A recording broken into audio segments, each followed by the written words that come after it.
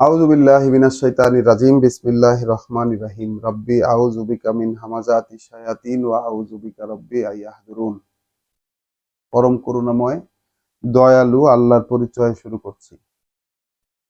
তো কৃতজ্ঞতা বিশ্বজগতের সেই সৃষ্টিকর্তা প্রতিপালকের প্রতি, যিনি আমাদেরকে আবারও একত্রিত হবার সুযোগ দিয়েছেন, তার কথাগুলো থেকে পড়ে দেখবার সুযোগ দিয়েছেন, বলবার সুযোগ দিয়েছেন, নিজেদের মধ্যে এগুলো সংক্রান্ত কথোপকথন করার সুযোগ দিয়েছেন। তো আমরা আমাদের এই সান্ধ্যকালীন পাঠে সবাইকে স্বাগত জানাই, সালাম এবং শুভেচ্ছা সবার প্রতি, যারা কাছে আছেন, যারা দূরে আছেন, যারা দৃশ্যে আছেন এবং অদৃশ্যে আছেন, সবার প্রতি সালাম আর শুভেচ্ছা।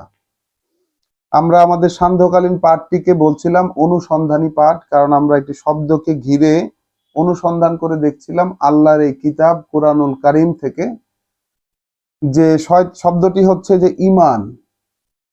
ঈমান এবং ঈমান সংক্রান্ত যে শব্দগুলো, অর্থাৎ আমানা শব্দ থেকে উদ্ভূত যে শব্দগুলো আমরা দেখেছি কোরআন মজিদে, এই শব্দটি অনেকবার, অর্থাৎ এর 15টি ফরম্যাটে প্রায় 879 বার এটি রিপিট হয়েছে। 879 বার রিপিট হয়েছে। সেই ধারাবাহিকতায় আমরা গত সন্ধ্যায় আমরা 130 আয়াত পর্যন্ত পড়েছিলাম সূরা বাকারার প্রসঙ্গক্রমে। তো আমরা দেখেছি কোরআন থেকে আল্লাহ আমাদেরকে দেখিয়ে দিয়েছেন যে বিশ্বাস বিষয়টি প্রথম। তো আমরা যেখান থেকে শুরু করেছিলাম যে কেন বিশ্বাস আগে, বা বিশ্বাসের কোন কোন বিষয়গুলো শুরুতে। তো বিশ্বাসী মানুষের এই স্পিরিচুয়াল যে জার্নি, আল্লাহর পথে চলতে যে শুরু করা, সেখানে বিশ্বাস এবং বিশ্বাসের সংশোধনটাই শুরুতে। তো আমরা সেই ধারাবাহিকতাতেই পড়ছি। আমরা আল্লাহর কাছে ক্রমাগতভাবে আশ্রয় চাচ্ছি, তার কাছে আমরা সাহায্য চাচ্ছি এবং তার কাছ থেকে আমরা বুঝে নিতে চাইছি যে তিনি আমাদেরকে বুঝিয়ে দেবেন, পড়িয়ে দেবেন, মনে রাখিয়ে দেবেন। এই রকম আমরা প্রার্থনা করছি আল্লাহর কাছে। আমরা গতকাল যেখান থেকে পড়েছিলাম, আজকে সেখান থেকে শুরু করব, সূরা আল বাকারার আয়াত 130 থেকে। বিসমিল্লাহির রহমানির রহিম, পরম করুণাময় দয়ালু আল্লাহর পরিচয়ে। ওয়ামাই ইয়ারগাবু আন মিল্লাতে ইব্রাহিমা ইল্লা মান সাফেহা নাফসাহু। আমরা 124 নম্বর আয়াত থেকে হযরত ইব্রাহিম আলাইহিস সালামের যে বাস্তবতা, যে ইতিহাসগুলো, সেইগুলো আমরা দেখছি। আবার বলছি, আমরা 125 নাম্বার আয়াতে সূরা বাকারার দেখে এসেছি। আয়াতটি আমরা একটু পড়ব, যে যখন আল্লাহ বলছেন যে আমরা যখন নির্ধারণ করব এই ঘরখানাকে অর্থাৎ আল্লাহর সেই ঘরটিকে, যে ঘরটি আল্লাহ বলছেন যে মাসাবাতান লিন নাস, অর্থাৎ মানুষের জন্য আশ্রম। আমরা যখন নির্ধারণ করব এই ঘরখানাকে মানুষের জন্য এক আশ্রম এবং নিরাপত্তার জায়গা হিসাবে, তখন আঁকড়ে ধরো তোমরা ইব্রাহিমের যে কোনো এক অবস্থান আল্লাহর সাথে সংযোগ, ওহীর সংযোগ অনুশীলনে আল্লাহর সাথে সংযুক্ত হবার মুসাল্লা অর্থাৎ সালাতের মাধ্যম, আল্লাহর সাথে যে কানেক্টেড হব, যে সংযুক্তি অনুশীলনের যে চর্চা, সেটাকে আল্লাহ গ্রহণ করতে বলছেন ইব্রাহিমের অবস্থানগুলো থেকে যে কোনোটিকে। আর সেই অবস্থানের কথা বলতে গিয়েই শেষে 130 নম্বর আয়াতে আল্লাহ আমাদেরকে বলছেন যে কে অনাগ্রহী হবে প্রতিরূপ ইব্রাহিমের প্রতিরূপ হতে অনাগ্রহী কে হবে। অর্থাৎ ইব্রাহিম যেমন ছিল সেই রকম হতে অনাগ্রহী কে হবে, সে ছাড়া যে মূর্খ বানায় নিজেকে তার। তো আমরা দেখে এসেছি আয়াত 124 সূরা বাকারাতে। সেখানে কিন্তু দেখে এসেছি যে আল্লাহ যখন ইব্রাহিম আলাইহিস সালামকে বলছেন যে তোমাকে মানবের জন্য, মানব জাতির জন্য নেতা বানাবো, একটি অনুকরণীয় ব্যক্তিত্ব বানাবো, তোমাকে অনুসরণীয় ব্যক্তিত্ব, একটি অনুসরণীয় ব্যক্তিত্ব বানাবো। তো ইব্রাহিম আলাইহিস সালাম জিজ্ঞাসা করছিলেন যে আমার বংশধরদের কি হবে, আমার পরবর্তী জেনারেশনের কি হবে। তখন আল্লাহ বলেছেন যে তোমার মতো যারা নয়, জালেম যারা। তো ইব্রাহিম আলাইহিস সালাম হচ্ছেন পজিটিভ, এখানে নেগেটিভ কি হবে, যে তার মতো যারা নয়, যারা জালেম, তাদের সাথে এই অঙ্গীকারের নাগাল তারা পাবে না। তাহলে এখানে এসে 130-এ এসে আল্লাহ জিজ্ঞাসা করছেন যে কে অনাগ্রহী হবে ইব্রাহিমের যে মিল্লাত, ইব্রাহিমের যে মিল্লাত, ইব্রাহিমের যে ধরন, যে ভাবধারা, যে জীবন পদ্ধতি, অর্থাৎ ইব্রাহিমের প্রতিরূপ হতে কে অনাগ্রহী হবে, সে ছাড়া যে মূর্খ বানায় নিজেই নিজেকে তার। যেহেতু যেহেতু নিশ্চিত এটা যে বাছাই করে মনোনীত করেছি আমরা তাকে এই পৃথিবীতেই, অর্থাৎ ইব্রাহিম আলাইহিস সালামের সিস্টেম হচ্ছে যে এই পৃথিবী থেকে মনোনয়নটা নিশ্চিত করে যেতে হবে, এবং তিনি গিয়েছেন। ইব্রাহিম আলাইহিস সালাম নিশ্চিত করেছেন তার মনোনয়ন, এবং এই জন্য তিনি তার সব দিতেও কুণ্ঠাবোধ করেননি, তার সবকিছু বিলিয়ে দিতে তিনি কুণ্ঠাবোধ করেননি। এই জন্য আল্লাহ বলছে যে কে অনাগ্রহী হবে, কে অনাগ্রহী হবে প্রতিরূপ হতে ইব্রাহিমের, সে ছাড়া যে মূর্খ বানায় নিজেই নিজেকে। যেহেতু নিশ্চিত করে তাকে মনোনীত, মানে বাছাই করে মনোনীত করেছি আমরা এই পৃথিবীতেই তাকে, অতএব নিঃসন্দেহ এটা যে পরকালে সে হবে কীর্তিমানদের একজন, যারা সঠিক কাজ করতে পারবে সেই কীর্তিমানদের একজন, মিনাস সালিহিন। আয়াত 131 সূরা আল বাকারা। কারণ কি, এখানে মিল্লাতে ইব্রাহিমটা কি, এইটা আল্লাহ একেবারে এক কথায় পরিচয় করিয়ে দিচ্ছেন। ইজ ক্বালা লাহু রব্বুহু আসলিম, ইজ ক্বালা লাহু রব্বুহু আসলিম। আমরা পড়ছি সূরা বাকারার 131 নম্বর আয়াত। ইজ ক্বালা লাহু রব্বুহু আসলিম, যখনই বলেছেন তাকে তার প্রতিপালক যে মেনে নাও। কি বলেছেন? মেনে নাও। তখন বলেছে সে কলা, তখন বলেছে সে আসলামতু লিরাব্বিল আলামিন, আমি সমর্পিত হয়েছি, সম্পূর্ণরূপে সমর্পিত হচ্ছি আমি। বলছে সে সমর্পিত আমি সম্পূর্ণরূপে প্রতিপালকের প্রতি, সেই জগৎবাসীর, রব্বিল আলামিন, জগৎবাসীর যিনি প্রতিপালক তার প্রতি। তাহলে তিনি সমর্পণ, যখনই তাকে মেনে নেওয়ার জন্য বলেছেন আল্লাহ, যখনই আল্লাহ মেনে নেওয়ার জন্য বলেছেন কোনো কিছু, তখন তিনি বলেছেন আমি জগৎবাসীর প্রতিপালকের প্রতি পূর্ণরূপে সমর্পিত হলাম। ওয়াওয়াসা বিহা ইব্রাহিমু বানিহে ওয়া ইয়াকুব, এবং এই নির্দেশই দিয়েছেন, এরই মানে এই কাজ করারই নির্দেশ দিয়েছেন ইব্রাহিম পুত্রদেরকে তার, এবং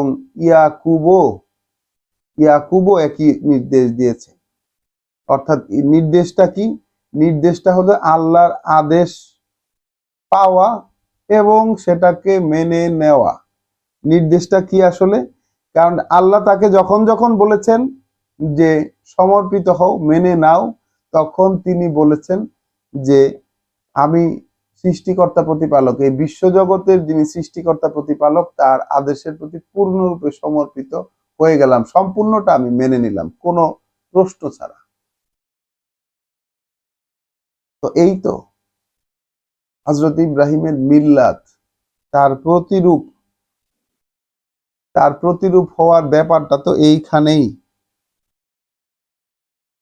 তো এই রকমই নির্দেশ দিয়েছে, এরই নির্দেশ দিয়েছে ইব্রাহিম, অর্থাৎ প্রত্যাদেশ শোনা এবং মানার।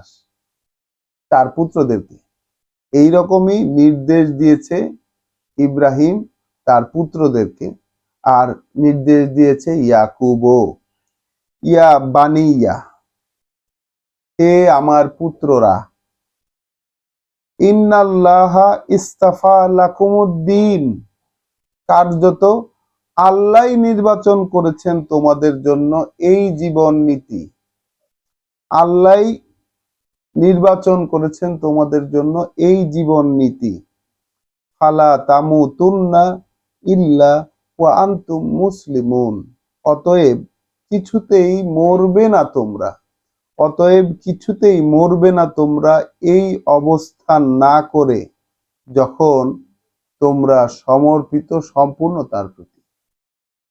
অর্থাৎ সম্পূর্ণ সমর্পিত অবস্থায় আছো, এই অবস্থা ছাড়া তোমরা কিন্তু মরো না, পৃথিবী থেকে বিদায় নিও না। তাহলে একজন পিতা যিনি পৃথিবী থেকে তার অবস্থানটাকে নিশ্চিত করেছেন, শুধু নিশ্চিতই করেননি, আল্লাহর পক্ষ থেকে তিনি মানবের জন্য, মানব জাতির জন্য নেতা হিসাবে সিলেকশন পেয়ে গেছেন এবং তার বংশধারার জন্য সিলেকশন নিশ্চিত করে গেছেন।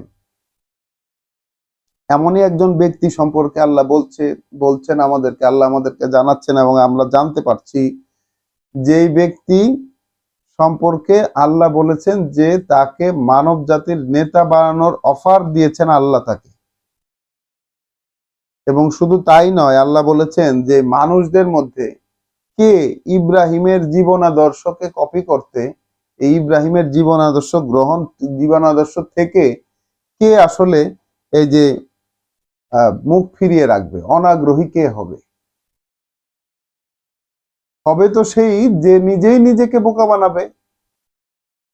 তাহলে ইব্রাহিমের জীবনাদর্শ যদি জানা না থাকে, ইব্রাহিমের জীবনাদর্শ যদি জানা না থাকে, তাহলে তো আমরা সেই বোকার স্বর্গে বসবাস করব। পৃথিবীতে যতই আমরা চালাক চতুর হই না কেন, যতই আমাদের অ্যাচিভমেন্ট থাকুক না কেন, পার্থিব জগতে যতই অ্যাচিভমেন্ট আমাদের থাকুক, আল্লাহর হিসাবে আমরা কিন্তু সেই বোকাই রয়ে যাব, নিজেকে বোকা বানাবো।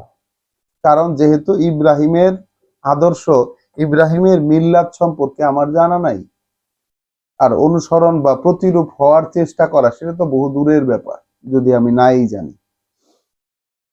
তো এখানে এক কথায় 131 নম্বর আয়াতে আমরা দেখলাম, এক কথায় ইব্রাহিম আলাইহিস সালামের আদর্শটা কি? যখন যখন তাকে তার প্রভু বলেছেন যে মেনে নাও, তাৎক্ষণিকভাবে তিনি বলেছেন যে আমি সম্পূর্ণ সমর্পণ জানালাম এই বিশ্বজগতের প্রতিপালকের প্রতি। এবং এটাও তার মানে সেই মিল্লাতের অন্তর্ভুক্ত যে তার পুত্রদেরকে তিনি এরই নির্দেশ দিয়ে গেছেন, অর্থাৎ প্রত্যাদেশ শোনো এবং মেনে নাও, এরই নির্দেশ দিয়ে গেছেন। এবং বলেছেন যে এই যে শোনা এবং মেনে নেওয়ার যে জীবন ব্যবস্থা, এই জীবন ব্যবস্থাটা আল্লাহ তাদের জন্য নির্বাচন করে দিয়েছেন। ইন্নাল্লাহা ইস্তাফা লাকুমুদ্দিন, কার্যত আল্লাহ নির্বাচন করেছেন তোমাদের জন্য এই জীবন নীতি। ফালা তামুতুন্না ইল্লা ওয়া আনতুম মুসলিমুন, তাহলে তোমরা সম্পূর্ণ সমর্পিত না হয়ে মৃত্যু মুখে পতিত হয়েও না।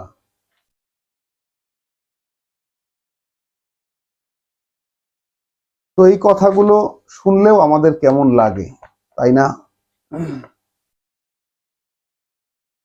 যে আমরা আসলে আমাদেরকে কেউ এই বিষয়গুলো আসলে কেউ শোনায়নি এইভাবে, যেভাবে আল্লাহ বলেছেন। এখন আমরা যেভাবে পড়ছি,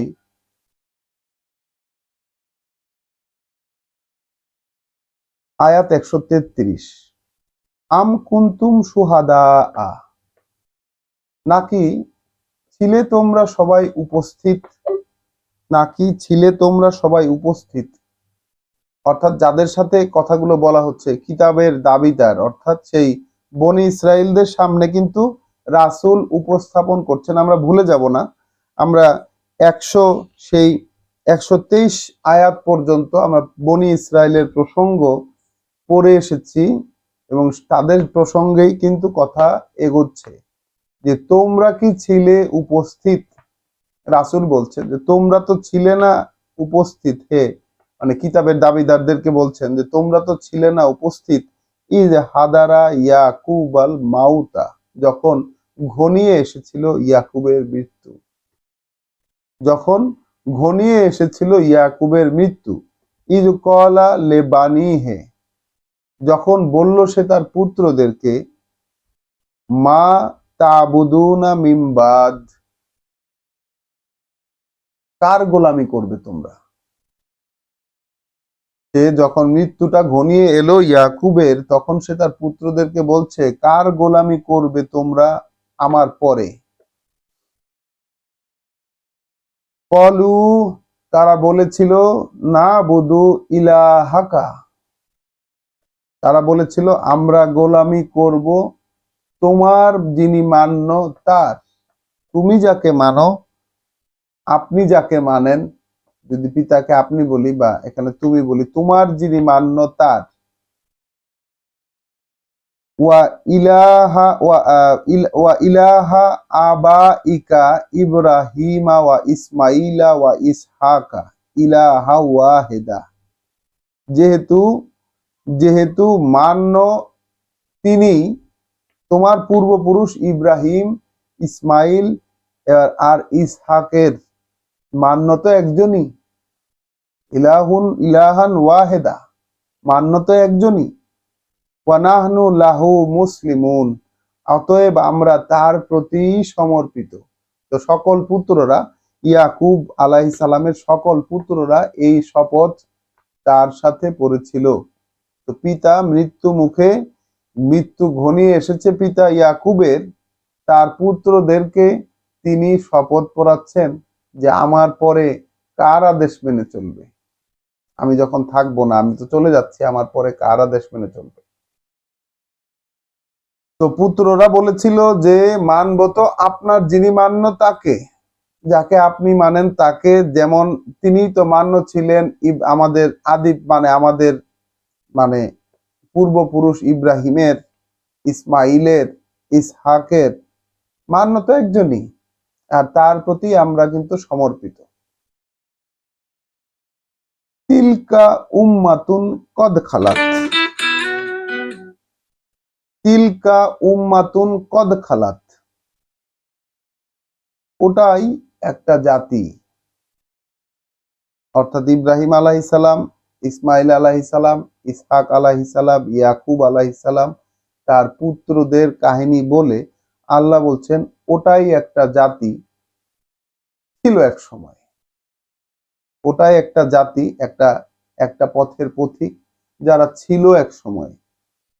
তিলকা উম্মাতুন কদ খালাত, ওটাই একটা জাতি ছিল এক সময়।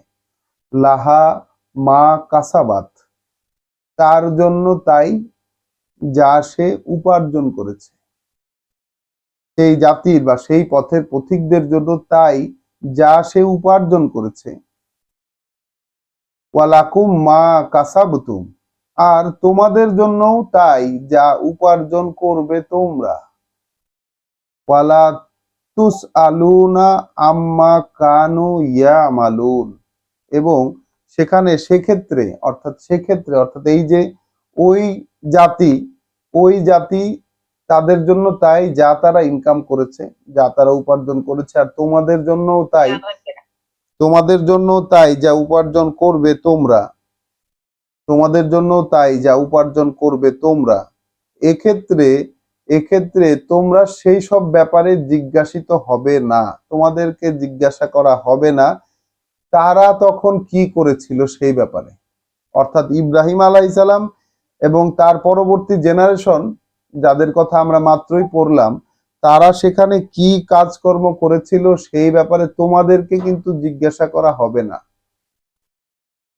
অর্থাৎ ইব্রাহিম আলাইহিস সালামকে ফলো করতে হবে কোন জায়গাটাতে, এই যে আমরা নবী রাসূলদেরকে ফলো করার কথা আসছে, এই যে ইব্রাহিমের মিল্লাত থেকে কে জীবন মানে মুখ ফেরাবে, তো কোন জিনিসটা ফলো করতে হবে ইব্রাহিম আলাইহিস সালামের, সেই উপদেশটাই কিন্তু তিনি তার সন্তানদেরকে দিয়ে গেছেন যে তোমরা, হ্যাঁ তোমরা এই যে একই উপদেশ দিয়ে গেছেন। সেটা কি? ওই যে ইজ ক্বালা লাহু রব্বুহু আসলিম, যখনই বলবেন তাকে তার প্রভু যে মেনে নাও, কলা তখন তাকে বলতে হবে আসলাম তুলে রব্বিল আলামিন, আমি এই বিশ্বজগতের যিনি প্রতিপালক তার ব্যাপারটি মেনে নিলাম, তিনি যা বলেছেন।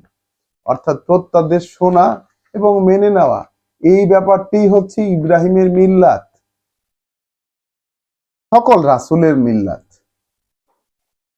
এই ব্যাপারটি হচ্ছে নবী রাসূলগণের মিল্লাত, যেটিকে আল্লাহ ইব্রাহিমের মিল্লাত হিসাবে এখানে দেখিয়েছেন। ইব্রাহিমের আদর্শ, ইব্রাহিমের যে জীবন আচরণ, সেই আচরণ হিসাবে দেখিয়েছেন।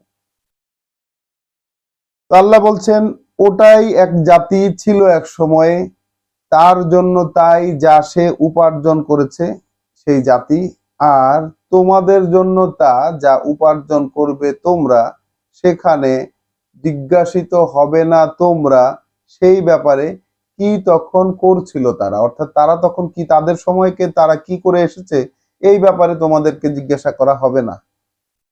তো এইটাকে যদি আমরা মূলনীতি হিসাবে নেই, আল্লাহর একটি মূলনীতি হিসাবে নেই, তাহলে সেই আমাদেরকে, আমরা কোরআন পড়ছি 1450 বছর আগের প্রেক্ষিত অনুযায়ী, 1450 বছর আগে কোন কোন প্রেক্ষিতে রাসূল কাদের সাথে কথা বলছিলেন সেটা আমরা কোরআন বোঝার জন্য ব্যবহার করছি।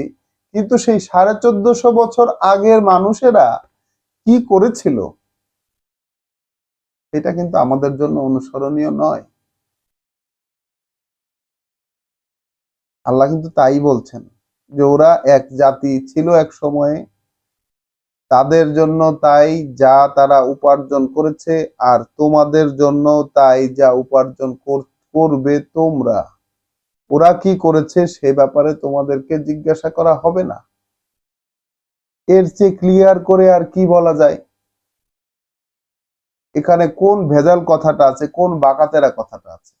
আমরা তো দেখছি না কোনো বাকাতেরা কথা। আমাদেরকে অনুসরণীয়, আমাদের জন্য অনুসরণীয় ব্যাপারটি হচ্ছে আল্লাহর যে কথাগুলো আমাদের হাতে এসে পৌঁছেছে, আল্লাহ পৌঁছে দিয়েছেন যে কথাগুলো, সেগুলো আমরা শুনবো এবং মেনে নিব। এটাই তো আদর্শ। এবং এই আদর্শের উপদেশই দিয়ে গেছেন কিন্তু প্রত্যেকে তার সন্তানদেরকে। ইব্রাহিম আলাইহিস সালাম তার সন্তানদেরকে দিয়েছেন, ইয়াকুবও তার সন্তানদেরকে দিয়ে গেছে। ইয়াকুব আলাইহিস সালাম ওয়াকালু কুনু হুদান আও নাসারা। তো সেই বনি ইসরায়েল, যে দু ভাগে বিভক্ত বনি ইসরায়েল জাতি, তারা বলে, অথচ তারা বলে যে হও ইহুদি অথবা খ্রিস্টান, তাহতাদু, তবেই সঠিক পথে পরিচালিত হতে পারবে। হয় ইহুদি হও অথবা হও নাসারা, তাহলেই সঠিক পথে পরিচালিত হতে পারবে। কুল, তুমি বলে দাও, আল্লাহ রাসূলকে বললেন যে তুমি বলে দাও, বাল মিল্লাতা ইব্রাহিমা হানিফ, বরং জীবন পথ ইব্রাহিমের, বরং গ্রহণ করব জীবন পথ ইব্রাহিমের একমুখী, ওয়ামা কানা মিনাল মুশরিকিন, যারা কারণ কারণ ছিল না, কারণ ছিল না সে তাদের কেউ, অর্থাৎ ইব্রাহিম ছিলেন না তাদের কেউ যারা অংশীদার করে কেউ বা কিছুকে আল্লাহর সাথে। এক কথায় রাসূলুল্লাহকে দিয়ে আল্লাহ বুঝিয়ে দিলেন যে ইহুদি ধর্মের লোকেরাও তখন মুশরিক হয়ে গেছে, খ্রিস্ট ধর্মের লোকেরাও তখন মুশরিক হয়ে গেছে, পরিণত হয়েছে তারা মুশরিকে। কিভাবে পরিণত হলো? তারা আল্লাহর কথাগুলোকে মান্য বিবেচনায় না নিয়ে নিজেদের রচিত জীবন আচরণে তারা চলে। আল্লাহ তাদের সাথে যে অঙ্গীকার করেছেন, যে কিতাব তাদেরকে দিয়েছেন, সেই কিতাবের কিছু তারা মানে, কিছু তারা, বেশিরভাগই তারা মানে না।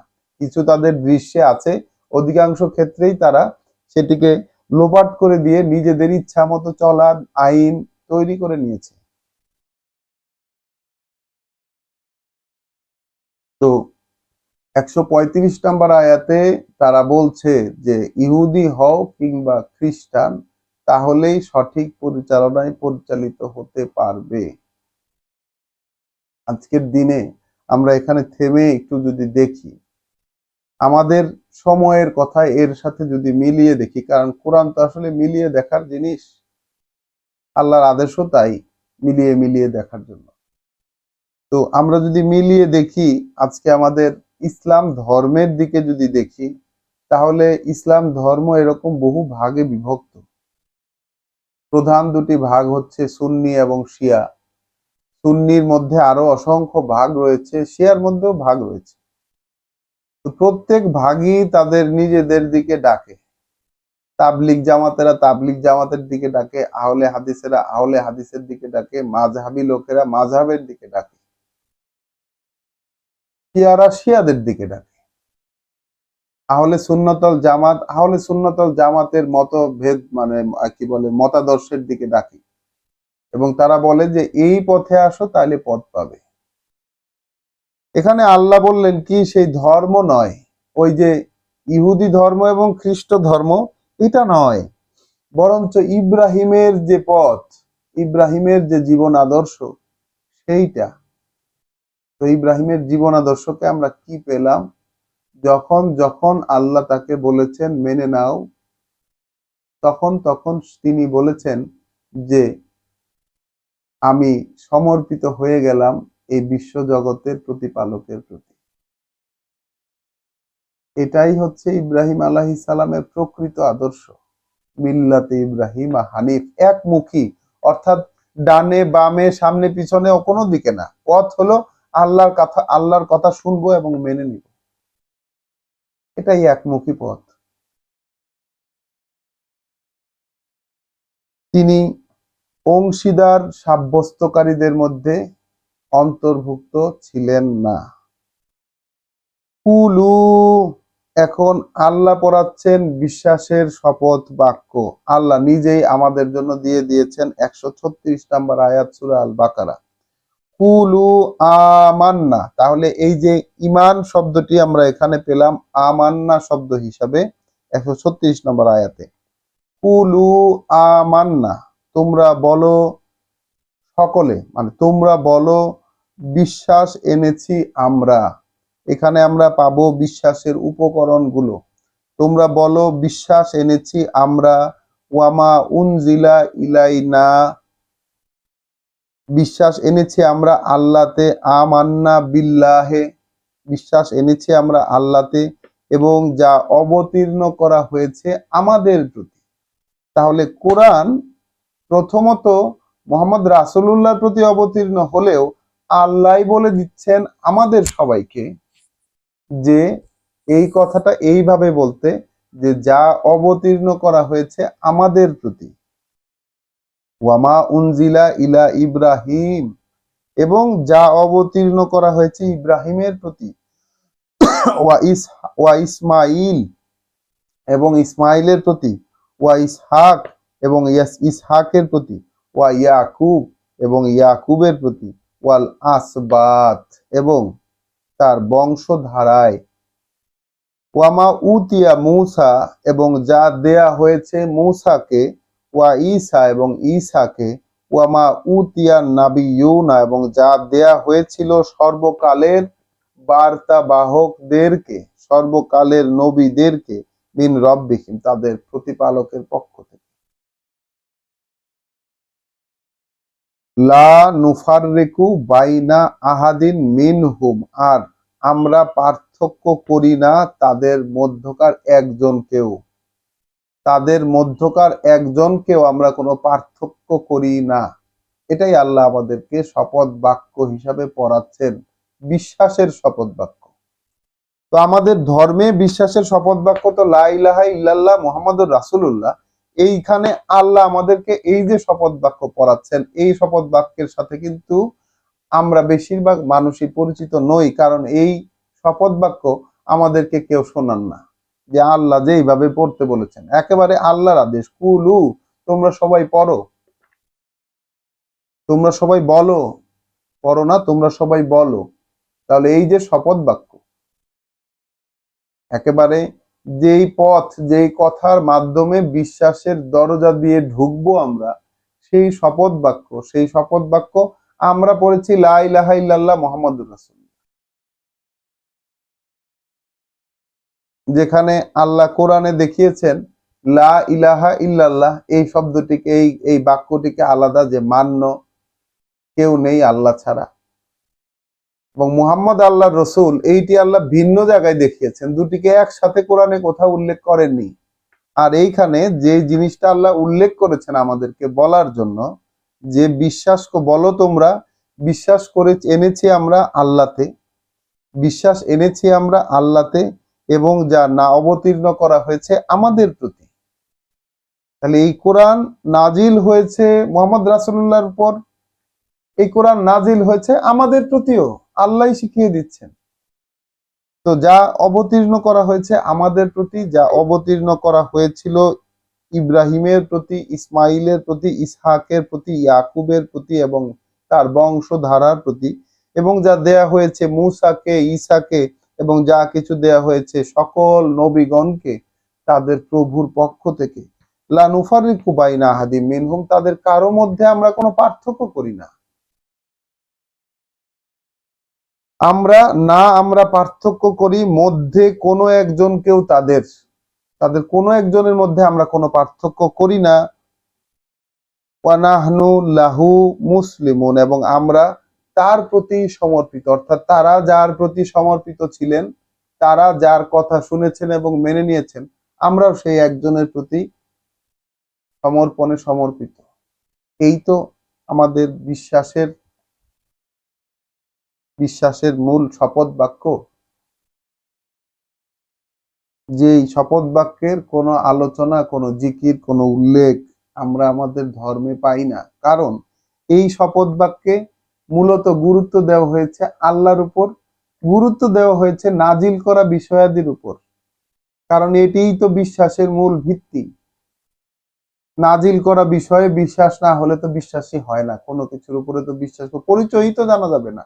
আল্লাহর পরিচয় আমরা কিভাবে জানবো? না হলে তো সব মানে মন গড়া বিষয়াদি তৈরি করে নিতে হবে, যেভাবে তৈরি হয়েছে আমাদের ধর্মে বিভিন্ন আচার অনুষ্ঠান, আল্লাহ সম্পর্কে এমন সব ধারণা অনুমান, সকল কিছুই ধারণা অনুমান ভিত্তিক। আর কিতাব হচ্ছে সত্য ভিত্তিক, সত্য ভিত্তিক না, সত্য আল্লাহর পক্ষ থেকে আসা একমাত্র বাস্তবতা।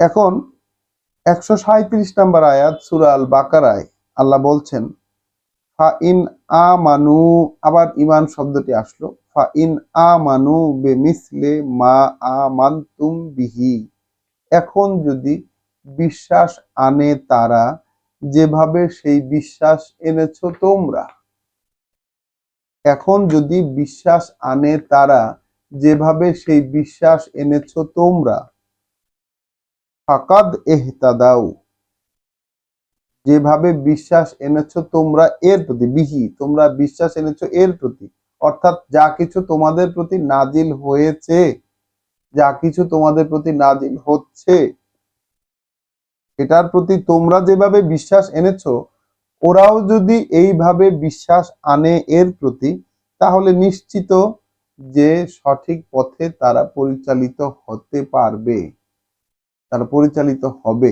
সঠিক পথে। ওয়া ইন তাওয়াল্লাও, আর যদি মুখ ফিরিয়ে নেয়, ফা ইন্নামা হুম ফি শিকাক, তাহলে কার্যত সেই কোরআনের কারণেই, অর্থাৎ যা নাজিল হলো সেটার কারণেই তারা রয়েছে এক বিরোধিতায়। অর্থাৎ এই যে ইমানের যে দরজা, সে দরজা দিয়ে প্রবেশ করার বিষয়টি আসলে রাসূলের সম্মুখে যে পরিস্থিতিটা আল্লাহ রেখেছিলেন মোহাম্মদ রাসূলুল্লাহর সময়ে, আমরা তো দেখতে পাচ্ছি সেই দরজাটি একদিকে, অন্য কোনো দিক দিয়ে ঢোকার কোনো উপায় নেই। সেই দরজাটি হচ্ছে নাজিল করা বিষয়াদিকে বিশ্বাস করার মাধ্যমে। একজন মান্য এবং তার কর্তৃক নাজিল করা বিষয়াদিকে বিশ্বাস করার মাধ্যমে, এবং 3 নাম্বার পয়েন্টটা হচ্ছে সকল নবী রাসূলগণের মধ্যে কারো মধ্যে কোনো পার্থক্য না করার মাধ্যমে। এখন আল্লাহর প্রতি বিশ্বাসের বিষয়টি আমাদের ধর্মে রয়েছে, কিন্তু নাজিল করা বিষয়াদিতে বিশ্বাস স্থাপনের বিষয়টি নেই। সেটি সেটি অনেকটা অস্পষ্ট হয়ে গেছে, এবং সেই সাথে নবী রাসূলগণের মধ্যে পার্থক্য করার বিষয়টি আমাদের ধর্মে রয়েছে। কারণ মোহাম্মদ রাসূলুল্লাহকে আমরা সাইয়্যিদুল মুরসালিন বা সকল নবী রাসূলগণের মধ্যে সেরা নবী, সেরা রাসূল বলে আমরা মনে করি, আমাদের ধর্মে মনে করা হয়, যেটি সরাসরি আল্লাহর এই শপথ বাক্যের লঙ্ঘন। এখন এটি তো না বলে এখন আর পারা যাচ্ছে না, যেহেতু লঙ্ঘনটা হয়ে যাচ্ছে। আমরা সুস্পষ্টভাবে দেখতে পাচ্ছি যে এখানে আল্লাহ শপথ পড়ালেন কি, যে লা নুফাররিকু বাইনা আহাদিন মিনহুম, আমরা না পার্থক্য করি তাদের মধ্যকার একজনের সাথেও, কোনো কাউকে আমরা পার্থক্য করি না।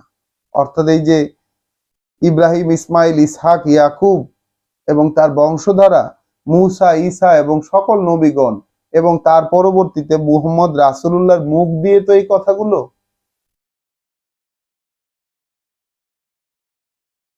তাহলে সকল নবী রাসূলগণের মধ্যে আমরা পার্থক্য করি না, এই শপথ শিখাচ্ছেন আল্লাহ ঈমানের।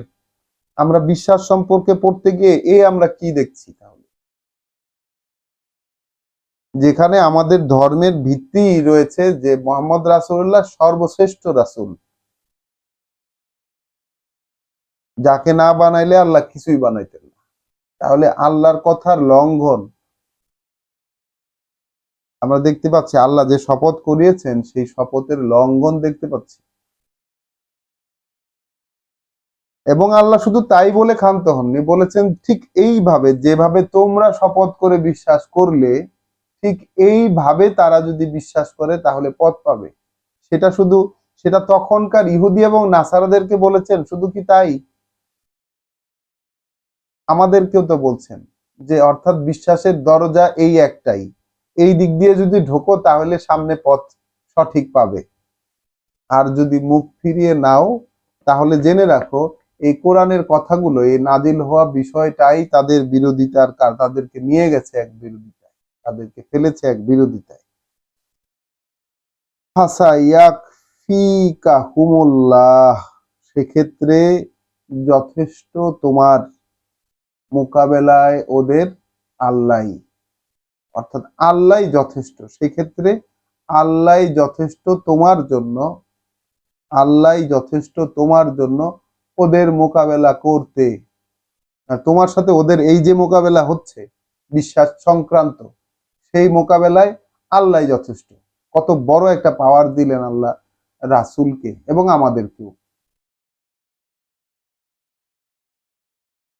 যে এই যে মোকাবেলা হচ্ছে বিশ্বাস সংক্রান্ত, তখনও ঠিক ছিল না, এখনো ঠিক নাই, গোড়ায় গলদ হয়ে আছে সবকিছু। এই ক্ষেত্রে আল্লাহ যথেষ্ট ওদের মোকাবেলায় তোমার। ওয়াহুয়া সামিউল আলিম, যেহেতু তিনি সব শোনেন এবং জানেন সব, যেহেতু তিনি সব শোনেন এবং জানেন সব। এরপর ঈমান সংক্রান্ত শব্দটি আমরা পাবো 153 আয়াতে।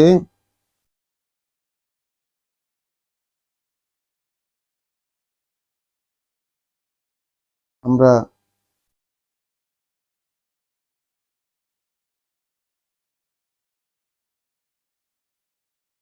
আমরা 148 থেকে পড়বো, 148 থেকে, সূরা বাকারার 148 থেকে পড়বো। আমি সবাইকে অনুরোধ করব এই পড়াটি, এই শব্দ ভিত্তিক যে পড়াটি, বিশেষভাবে এই পড়াটি শোনার ক্ষেত্রে বা মনোযোগ দেওয়ার ক্ষেত্রে অবশ্যই সামনে কিতাবটি আপনাদের যেন খোলা থাকে, একটি কলম বা পেন্সিল যেন থাকে, এই আয়াতগুলোকে আপনারা চিহ্নিত করে নিতে পারবেন। কারণ আমরা যে পড়াটি পড়ছি এটি আমার কাছে তো মনে হচ্ছে এটি অত্যন্ত গুরুত্বপূর্ণ আমাদের জন্য এবং বিশেষ পড়া, বিশ্বাস সংক্রান্ত, যেহেতু যে ভিত্তির উপর আমাদেরকে দাঁড়াতে হবে, যে জায়গাটা আমাদের জন্য ভিত্তি প্রস্তর স্বরূপ হবে, সেই জায়গাটাতে আমাদের সবকিছু একদম চিহ্ন থাকা লাগবে আমাদের। আয়াত 148, ওয়ালে কুল্লে উইজহাতুন হুয়া মুওয়াল্লিহা, আছে প্রত্যেকেরই ফেরার একটা দিক, সে মুখী হয় সে তার নিবেদনে। তাহলে আল্লাহ বলছেন আছে প্রত্যেকেরই ফেরার একটা দিক। এখানে প্রত্যেকের বলতে কাদের? কারণ এখানে প্রসঙ্গ কিন্তু চলছিল বনি ইসরায়েল জাতি, এবং আমরা দেখেছি বনি ইসরায়েল জাতি দুই ভাগে বিভক্ত মূলত, আরো হয়তো ভাগ থাকতে পারে, বাট বনি ইসরায়েল জাতি মূলত দুই ভাগে বিভক্ত। একটি হচ্ছে ইহুদি ধর্মাবলম্বী, আরেকটি হচ্ছে নাসারা ধর্মাবলম্বী। এই দুটি গোষ্ঠীতে মূলত তারা বিভক্ত। এছাড়াও সাবেইন বলে কিছু একটা গোষ্ঠী রয়েছে, আল্লাহ আমাদেরকে সেটাও জানিয়ে দিয়েছেন। তো আর এখন যারা নতুন বিশ্বাসে, নতুন এই যে শপথ বাক্য পাঠের মাধ্যমে নাজিলকৃত, নতুন করে নাজিল হওয়া বিষয় যেগুলো মোহাম্মদ রাসূলুল্লাহর কাছে নাজিল হচ্ছে এবং তাতে মানুষ বিশ্বাস করছে, কি নতুন গোষ্ঠী তৈরি হচ্ছে, ঠিক যেভাবে আল্লাহ বলেছেন সেইভাবে মেনে নেওয়ার মাধ্যমে, নিজেদের মতো করে ধর্ম তৈরি করার মাধ্যমে নয়। কিন্তু এটা একটু খেয়াল করবেন, আমরা সাধারণত ইসলাম বলতে ইসলাম ধর্মকে বুঝি, যে ধর্মটা কিন্তু ধর্মের অনেক ইনস্ট্রুমেন্ট, অনেক অনেক অনেক ইনস্ট্রুমেন্ট আমাদের বানানো, আমাদের মতো করে, আমরা যেভাবে চেয়েছি, আমরা যেভাবে পেয়েছি বাপদাদাদের কাছ থেকে, সে অনুযায়ী। আল্লাহ যেভাবে বলেছেন সে অনুযায়ী নয়। তো এই যে তিন কিতাবের তিন জাতি সম্মুখে উপস্থিত, মোহাম্মদ রাসূলুল্লাহর মাধ্যমে পাওয়া কোরআন এই পাঠ্য, আর পূর্ববর্তী কিতাব যেই তাওরাত এবং ইনজিলের যে জাতি তখন মোহাম্মদ রাসূলুল্লাহর সামনে অবস্থান করছিলেন, এই তিন জাতির কথা আল্লাহ মূলত বলছেন এখানে। ওয়ালিকুল্লি উইজহাতুন, আর আছে প্রত্যেকেরই ফেরার একটা দিক, হুয়া মুওয়াল্লিহা, সে মুখী হয় সে, অর্থাৎ যে দিক তার আছে সেই দিকের দিকে সে মুখ করে, সেই দিকে সে তার নিবেদনে সেই দিকে ফিরে থাকে। ফাস্তাবিকু আল খয়রাত, তাহলে এখন একে অপরকে ছাড়িয়ে যাওয়ার চেষ্টা, প্রতিযোগিতা করো তোমরা শিষ্টাচার চর্চায়। শিষ্টাচার চর্চায়, খয়রাত ভালো কাজের চর্চায়। তো এই ভালো কাজটা পাবো কোথায়? ভালো কাজ কি নিজেদের মতো করে বানিয়ে নেব, নাকি কিতাব থেকে আমরা যে নির্দেশনা পাবো সেটাকে নিব? অর্থাৎ এখানে খয়রাত বলতে আসলে কিতাবের অনুশীলনকেই আল্লাহ বুঝিয়েছেন, এটা নিঃসন্দেহে বলা যেতে পারে। খয়রাত বলতে যে ভালো কাজের অনুশীলনী বা শিষ্টাচার চর্চা যেটা বলেছেন আল্লাহ, সেটা আসলে কিতাবেরই অনুশীলন। অর্থাৎ তিন কিতাবের জাতিকে প্রতিযোগিতা করতে বললেন তাদের নিজস্ব কিতাব বাস্তবায়নে। কোরআনের জাতিকে বলছেন কোরআনকে বাস্তবায়নে তুমি সর্বোচ্চ চেষ্টা, একে অপরকে ছাড়িয়ে যাও। তাওরাতের জাতিকে বলছেন যে তুমি তাওরাত বাস্তবায়নে সর্বোচ্চ চেষ্টা, একে অপরকে ছাড়িয়ে যাও। আর ওদিকে ইঞ্জিলের জাতিকে বলছেন যে, খ্রিস্টান জাতিকে বলছেন যে তুমি ইঞ্জিলের চর্চায় একে অপরকে ছাড়িয়ে যাও। তাহলে প্রত্যেকেরই আছে ফেরার একটা দিক, যে মুখী হয় সে তার। এখন একে অপরকে ছাড়িয়ে যাওয়ার প্রতিযোগিতা করো শিষ্টাচার চর্চায়। আইনা মা তাকুনু ইয়াতি বিকুম আল্লাহু জামিআন, যেখানেই থাকো না কেন, যেখানেই যে থাকো না কেন, যেখানেই যে থাকো না কেন, নিয়ে আসবেন তোমাদেরকে আল্লাহ এক সমাবেশে। নিয়ে আসবেন তোমাদেরকে আল্লাহ এক সমাবেশ, অর্থাৎ কিতাবের এই যে একটি চমৎকার জিনিস আমরা এখানে খুঁজে পেলাম, যে যেই কিতাবের চর্চাই করুক না কেন, এখন যেমন হিন্দু ধর্ম অবলম্বনকারীদের কাছে রয়েছে বেদ, খ্রিস্ট ধর্ম অবলম্বনকারীদের রয়েছে ইনজিল, ইহুদি ধর্ম অবলম্বনকারীদের রয়েছে তাওরাত, ইসলাম ধর্ম অবলম্বনকারীদের মধ্যে রয়েছে কিতাব, এই আল কুরআন। তো এই যে আরো যত কিতাবী গোষ্ঠী রয়েছে, যে যেই কিতাবেরই অনুশীলন করুক, যদি সে সেটাকে সত্য মেনে ঠিক সেই অনুযায়ী অনুশীলন করে, তাদেরকে আল্লাহ এক প্ল্যাটফর্মে নিয়ে আসবেন। এটা আল্লাহর ওয়াদা। সুবহানাল্লাহি ওয়া বিহামদিহি। এটা আল্লাহর ওয়াদা, তিনি নিয়ে আসবেন এক সমাবেশে, অর্থাৎ সবাইকে একত্রিত করে দিবেন আল্লাহ এবং এক প্ল্যাটফর্মে নিয়ে আসবেন। এটা আল্লাহর ওয়াদা যদি কেউ কিতাবের চর্চা করে। ইন্নাল্লাহা আলা কুল্লি শাইইন কাদির, নিঃসন্দেহে আল্লাহ প্রত্যেকটি জিনিসের উপর তার ক্ষমতা প্রয়োগে সক্ষম। কত চমৎকার, কত চমৎকার একটি বিষয়, যে বিষয়টি আমরা জানতামই না। কত চমৎকার একটি বিষয়, দেখুন একটু বিবেচনা করে দেখুন, যে কিতাবের চর্চায় একে অপরকে ছাড়িয়ে যাওয়ার প্রতিযোগিতা যদি কেউ করে, আল্লাহর এই আদেশটা যদি কেউ বাস্তবায়ন করে, কিতাবের ভিতরে যে শিষ্টাচারের বর্ণনা, সেই শিষ্টাচার চর্চায় যদি কেউ একে অপরকে ছাড়িয়ে যায়, তাহলে তাদেরকে আল্লাহ এক প্ল্যাটফর্মে নিয়ে আসবেন, এক সমাবেশে নিয়ে আসবেন। নিঃসন্দেহে আল্লাহ প্রতিটি জিনিসের উপর তার ক্ষমতা প্রয়োগে সক্ষম। ওয়ামিন হাইসু খারাজতা, এখন যেখান থেকেই তোমার নিবেদন তুমি প্রকাশ করবে, যেখান থেকেই তুমি তোমার নিবেদন প্রকাশ করবে, ফাওয়াল্লি ওয়াজহাকা, তখন ফেরাবে তোমার মুখ, সাতরাল মাসজিদিল হারামে, দিকে মসজিদ আল হারামের, সেই বিশেষ যে মসজিদ, সেই মসজিদের দিকে, বিশেষ যে সমর্পণ স্থল, সেই সমর্পণ স্থলের দিকে তুমি তোমার মুখ ফেরাবে, যেখান থেকেই তুমি তোমার নিবেদন প্রকাশ করবে। ওয়া ইন্নাহু লাল হাক্কু, যেহেতু নিশ্চিত এটা এক চূড়ান্ত সিদ্ধান্ত, মিন রব্বিকা, তোমার প্রতিপালক থেকে, যেহেতু এটা নিশ্চিত ভাবেই এক চূড়ান্ত সিদ্ধান্ত তোমার প্রতিপালকের পক্ষ থেকে। ওয়ামা আল্লাহু বেগাফিলিন আম্মা তা'মালুন, আর আদৌ নন আল্লাহ উদাসীন, আদৌ নন আল্লাহ উদাসীন কোনো ব্যাপারে যা তোমরা করো। তোমরা যা করছো, এই আদেশ শোনার পর যা করবে, যা করো, সে সম্পর্কে আল্লাহ মোটেই উদাসীন নন।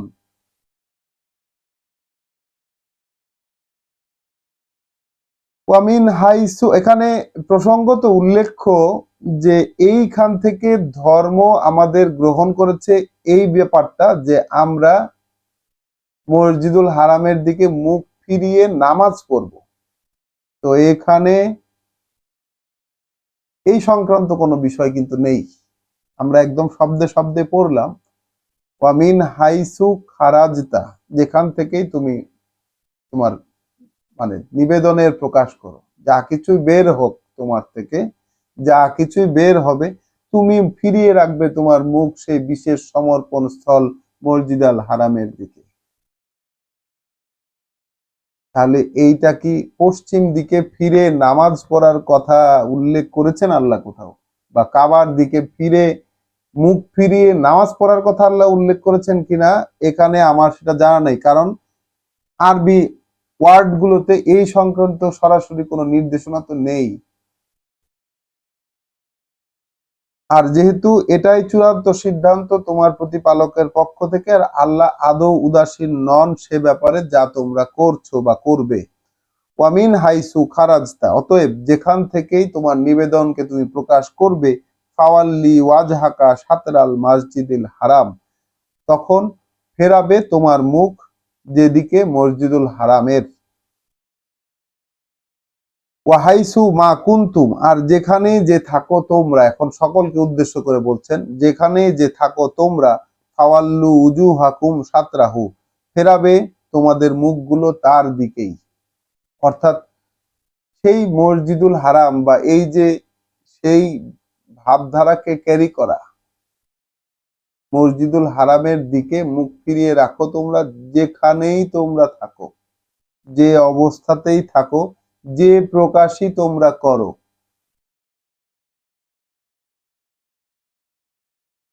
লে আল্লাহ ইয়াকুনা লে আল্লাহ ইয়াকুনা লিন্নাসে আলাইকুম হুজ্জাতুন, যেন এক্ষেত্রে না থেকে যায় মানুষের কাছে তোমাদের বিরুদ্ধে কোনো প্রমাণ, মানে সেই একমুখী না হবার, অর্থাৎ সকলকেই তো সেই মসজিদে হারামের দিকে ফিরে থাকতে বললেন আল্লাহ, সকলকেই মসজিদুল হারামে সকল কাজে সকল ক্ষেত্রে যত প্রকাশ ঘটবে, এবং সেটার ভিত্তিটা কি? সেটার ভিত্তি কিন্তু নাজিল করা কিতাব। কারণ এই মুহূর্তেই আল্লাহ বললেন যে কাজ হবে কি, তোমাদের এখন কাজ কি? প্রত্যেকেরই তো একটা দিক আছে। তোমাদের কাজ হচ্ছে এখন কিতাবের বাস্তবায়নে একে অপরকে ছাড়িয়ে যাওয়ার চেষ্টা করা। তো সেদিকে মুখ ফিরিয়ে রাখার বিষয়টা আসলে কি? সেই মসজিদে হারামের দিকে মুখ ফিরিয়ে রাখার বিষয়টা আসলে কি? বিষয়টা হচ্ছে কিতাবের বাস্তবায়নে একে অপরকে ছাড়িয়ে যাওয়ার চেষ্টা করা, সকল কাজে কর্মে, যে প্রকাশে আমরা করি না কেন। তাহলে যেন এক্ষেত্রে না থেকে যায় মানুষের বিরুদ্ধে তোমাদের, মানে তোমাদের বিরুদ্ধে মানুষের কাছে কোনো প্রমাণ, একমুখী না হবার। তাহলে একমুখী হবার বিষয়টা কি? ওই যে আমরা পড়ে আসলাম হযরত ইব্রাহিমের যে আদর্শ, সেটা হচ্ছে প্রত্যাদেশ শোনা এবং মেনে নেওয়া, এবং সেটাকে নিজের জীবনে বাস্তবায়ন করতে আল্লাহ এখন বললেন প্রতিযোগিতা করতে রীতিমতো। তো আমরা কি নতুন ভাবে কিতাবটাকে আমাদের সামনে আল্লাহ প্রকাশ করছেন এখানে? ওয়ামিন হাইসু খারাজতা ফাওয়াল্লি ওয়াজহাকা শাতরাল মাসজিদিল হারামে, অতএব যেখান থেকেই প্রকাশ করবে তোমার নিবেদন, মুখ ফেরাবে তখন তোমার মসজিদুল হারামের দিকে। আর যেখানেই যে থাকো, ও হাইসু মা কুনতুম, যেখানেই যে থাকো, ফাওয়াল্লু উজু হাকুম, যেখানেই তোমরা থাকো তোমাদের নিবেদনে ফেরাবে তোমাদের মুখগুলো তার দিকেই। লে আল্লাহ ইয়াকুনা লিন্নাসে আলাইকুম হুজ্জাতুন, যেন যেন সেক্ষেত্রে না থেকে যায় মানুষের কাছে তোমাদের বিরুদ্ধে কোনো প্রমাণ, একমুখী না হবার। ইল্লা আল্লাযীনা যালামু মিনহুম, তবে যারা নিজেদের সর্বনাশ করেছে তাদের মধ্য থেকে, তাদের ব্যাপারটা ভিন্ন। হ্যাঁ, তারা আগের কিতাবের দাবিদাররা তো কিতাব ছেড়ে দিয়েছে। এখানে যা জুলুম শব্দটা কি? ওই যে আল্লাহ বললেন যে কিতাবের বাস্তবায়নে পরস্পর পরস্পরকে ছাড়িয়ে যাওয়ার চেষ্টা করো। তো তারা তো কিতাবটাই ছেড়ে দিয়েছে, এখন নতুন করে তাদের প্রতি আহ্বান জানানো হচ্ছে মোহাম্মদ রাসূলুল্লাহকে দিয়ে, যে এইরকম যদি তোমরা করো তাহলে সঠিক পথ পাবে। এখন ওই জুলুমকারীদের, যারা জালেম হয়ে গেছে, তাদের মধ্য থেকে তাদের ব্যাপারটা আলাদা। ফালা তাখশাউহুম ওয়াখশাউনি, অতএব ভয় করবে না তাদেরকে, বরং ভয় করবে আমাকে। এটা আল্লাহর এক মূলনীতি আল্লাহ দিয়ে দিয়েছেন কিতাবীদের জন্য, যে ওদেরকে ভয় পাবে না যারা কিতাব ছেড়ে দিয়ে, যেই ধর্মের লোকেরা কিতাব ছেড়ে দিয়ে অন্য কোনো কিছুর চর্চা করে, তাদেরকে তোমরা ভয় পাবে না, বরং আমাকে ভয় পাবে।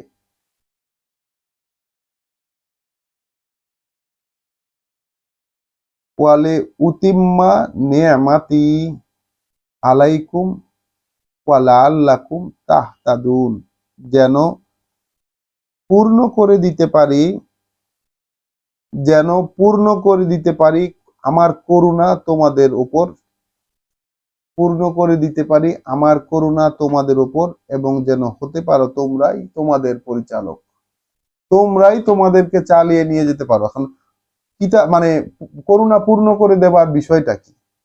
করুণা পূর্ণ করে দেবার বিষয়টা হচ্ছে সম্পূর্ণ কিতাব আমাদেরকে বুঝিয়ে দেবেন আল্লাহ। এই করুণা তো আমাদের উপরও পূর্ণ হতে হবে, এটি রাসূল এবং তদীয় সঙ্গীদের উপর হয়তো পূর্ণ করেছিলেন, আল্লাহ রাসূলের উপর তো পূর্ণ করেছিলেন, এখন আমাদের উপর কি এটি পূর্ণ হওয়ার প্রয়োজন নেই? আল্লাহ তো আমাদেরকে বলছেন কুম। হ্যাঁ, অতএব ভয় করবে না তোমরা তাদেরকে এবং ভয় করবে আমাকে, যাতে আমি পূর্ণ করে দেই করুণা আমার তোমাদের উপর। তাহলে তোমাদের মানে তো আমাদের সকলকে বুঝিয়েছেন, যাতে পূর্ণ করে দেই করুণা আমার তোমাদের উপর, অর্থাৎ সম্পূর্ণ কিতাব আল্লাহ প্রকাশ করবেন আমাদের কাছে এবং তা বুঝিয়েও দেবেন। অতঃপর যেন হতে পারো তোমরাই তোমাদের পরিচালক, অর্থাৎ পরিচালক। মানুষ কখন নিজেই নিজেকে চালাতে পারে? যখন তার কাছে আল্লাহর পরিচালনা তার সম্পূর্ণ বোঝা হয়ে গেছে। তার আগ পর্যন্ত তো মানুষ নিজেকে নিজে চালাতে পারে না, তখন নিজেকে নিজে চালাতে গেলে আসলে শয়তানের পরিচালনায় চলে, আল্লাহর পরিচালনায় তো চলা হয় না তার। আয়াত 151, কামা আরসালনা ফিকুম রাসূলান, যেভাবে পাঠিয়েছি আমরা তোমাদের মধ্যে আমাদের বার্তাবাহক একজন, মিন মিনকুম তোমাদের মধ্য থেকে। তাহলে তোমাদের মধ্যে যেভাবে আমাদের বার্তাবাহক একজন পাঠিয়েছি তোমাদের মধ্য থেকে, ইয়াতলু আলাইকুম আয়াতিনা, যে আবৃত্তি অনুসরণ অনুশীলন করে, আবৃত্তি অনুসরণ অনুশীলন করে তোমাদের সামনে আমাদের বাণী ও বার্তার। তাহলে রাসূল কি করে? আবৃত্তি অনুসরণ, আবৃত্তি অনুসরণ, শুধু পড়া নয়, পড়া এবং এর পিছনে পিছনে যাওয়ার যে বিষয়টা, এইটা সে অনুশীলন করে, এটা সে করে দেখায়, আবৃত্তিও করে দেখায়, কিভাবে মানতে হবে এই জিনিসটা, কিভাবে সে মেনেছে এটাও তিনি দেখিয়ে গেছেন। কামা আরসালনা ফিকুম রাসূলাম মিনকুম ইয়াতলু আলাইকুম আয়াতিনা, যেভাবে পাঠিয়েছি আমরা তোমাদের মধ্যে আমাদের একজন বার্তাবাহক তোমাদের মধ্য থেকেই আবৃত্তি অনুসরণ অনুশীলন করে তোমাদের সামনে আমাদের বাণী ও বার্তার। ওয়ায়ুজাক্কিকুম, এ তথা তথা নিজেদের পরিশুদ্ধির তোমাদের নিবেদন করে, তোমাদের পরিশুদ্ধির নিবেদন, অর্থাৎ তোমরা কি করলে পরিশুদ্ধ হবে সেই নিবেদনটা সে করে। ওয়ায়ু আল্লিমুকুম আল কিতাব, এবং শেখায় তোমাদেরকে বিধিবিধানগুলো, ওয়াল হিকমা, এবং যা কিছু করণীয় সেগুলোর বুঝ। ওয়ায়ু আল্লিমুকুম মা লাম তাকুনু তা'লামুন, অর্থাৎ জানিয়ে দেয় তোমাদেরকে তা যা কিছুতেই তোমরা জানতে পারতে না। অর্থাৎ এই কিতাব, রাসূল আসেন কি, রাসূলদের সাথে কিতাব আসে, আমরা কিন্তু দেখেছি সূরা বাকারা থেকে বহুবার করে 213 নম্বর, সেখানে আমরা যাব। এখন আমরা 151 নম্বর আয়াতে এটা দেখছি যে ইব্রাহিম আলাইহিস সালাম যেমন প্রার্থনা করেছিলেন যে তার বংশধারার মধ্যে যেন একটি অংশের মধ্যে আল্লাহ তাদের মধ্য থেকেই একজন বার্তাবাহক, সময়ের বার্তাবাহক, আমরা পড়েছিলাম সময়ের বার্তাবাহক যেন আল্লাহ নিয়োগ দেন, ইব্রাহিম আলাইহিস সালামের প্রার্থনা। সেই প্রার্থনার পরিপ্রেক্ষিতেই 151 নম্বর আয়াতে এসে আল্লাহ বলছেন যে তোমাদের উপর, এর আগের আয়াতে আমরা পড়লাম কি, যে তোমাদের উপর নিয়ামত, তোমাদের উপর করুণা পূর্ণ করে দেব যেন তোমরাই তোমাদের পরিচালক হতে পারো। কিভাবে নিয়ামত পূর্ণ করবেন আল্লাহ? তোমাদের মধ্য থেকে তোমাদের মধ্যে আমাদের বার্তাবাহক পাঠিয়েছি। আমা আরসালনা ফিকুম, যেভাবে পাঠিয়েছি আমরা তোমাদের মধ্যে আমাদের একজন বার্তাবাহক তোমাদের মধ্য থেকে, যে আবৃত্তি অনুশীলন করে তোমাদের সামনে আমাদের বাণী ও বার্তা এবং শিখিয়ে দেয় তোমাদেরকে সেই বিধিবিধান এবং তার করণীয় বুঝ সমূহ, এবং অর্থাৎ জানায় তোমাদেরকে, শেখায় তোমাদেরকে সেই সব যা তোমরা কিছুতেই জানতে পারতে না। ফাযকুরুনি ওয়াযকুরুকুম, সুতরাং এই পাঠ্য চর্চায়, সুতরাং এই পাঠ্য চর্চায়, আলোচনায় আনো তোমরা আমাকে। এই পাঠ্য চর্চায়, অর্থাৎ এই যে নতুন করে আল্লাহ যা পাঠ্য দিচ্ছেন, যে কোরআন আল্লাহ মুহাম্মদ রাসূলুল্লাহর মাধ্যমে দিচ্ছেন, তখনকার সময়ের লোকদের সামনে এই কথাটা আল্লাহ বলালেন যে এখন তাহলে করণীয় কি, এই মুখ ফিরিয়ে কিভাবে রাখবে, কিভাবে তোমরা এই প্রতিযোগিতা করবে কিতাবের বাস্তবায়নে, এই খয়রাত শিষ্টাচারের বাস্তবায়নে প্রতিযোগিতা কিভাবে করবে, তার প্রথম পাঠ কি? সুতরাং ফাজকুরুনি, সুতরাং এই পাঠ্য চর্চায় তোমরা আমাকে আলোচনায় আনো। অর্থাৎ এই পাঠ্যটা যখন পড়া হবে, যখন সেটা সম্পর্কে কথা বলা হবে, তখন আলোচিত হবেন আল্লাহ। সুতরাং এই পাঠ্য চর্চায় আলোচনায় আনো তোমরা আমাকে, ওয়াজকুরকুম, আমিও পর্যালোচনা করব তোমাদেরকে। তোমাদের এই যে চেষ্টা যতটুকু তোমরা করবে সেইটা আমি পর্যালোচনা করব তোমাদেরকে। ওয়াশকুরু লি ওয়ালা তাকফুরুন, কৃতজ্ঞ হয়ে হবে তোমরা তখন আমারই, কৃতজ্ঞ হবে তোমরা তখন আমার প্রতি, কখনো অগ্রাহ্য করবে না তোমরা আমাকে। ইয়া আইয়ুহাল্লাযীনা আমানু, ওহে যারা বিশ্বাসী হয়েছো, ওহে যারা বিশ্বাসী হয়েছো, ওহে যারা এই কথাগুলোকে গ্রাহ্য করলে,